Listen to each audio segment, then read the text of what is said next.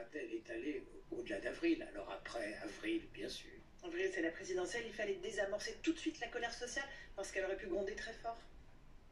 C'était quand même une entaille faite au pouvoir d'achat très brutale et qui anesthésie les effets quand même de la politique Macron sur le pouvoir d'achat, y compris pendant le Covid où le pouvoir d'achat a augmenté.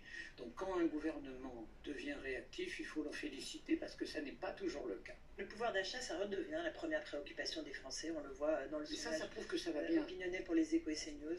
Ça prouve que ça va bien. Le Covid a disparu et le chômage a disparu. Ce qu'on oublie quand même, c'est qu'on est entré dans la crise du Covid à 8% de chômage et on ne pensait que chômage.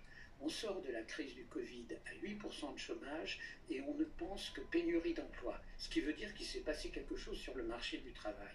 Donc quand le souci de pouvoir d'achat revient, ça veut dire que le monde est redevenu normal.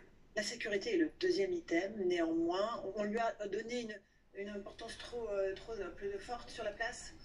Je ne pourrais même pas savoir si c'est trop ou non. Elle est là, et telle que démarre cette campagne un peu hystérique, je pense qu'elle n'est pas prête de disparaître. Elle va être violente, cette campagne présidentielle. Elle l'est déjà, hein, dans les mots, dans les invectives. Un peu hystérisée quand même.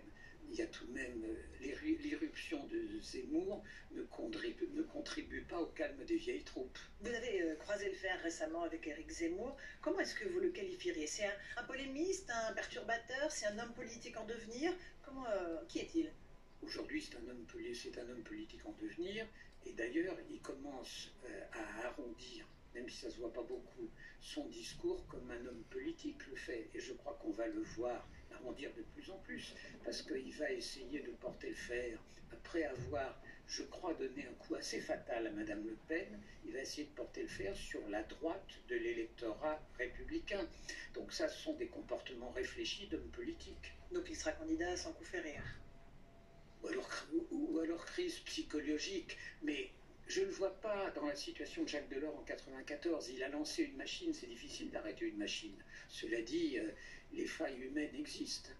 La dynamique qu'il a enclenchée, effectivement, commence à dévitaliser Marine Le Pen. Vous pensez qu'elle peut ne pas être présente au second tour face à Emmanuel Macron? Je suis convaincu, peut-être serais-je démenti par les faits, que même si Zemmour ne monte pas aussi haut qu'il l'espère,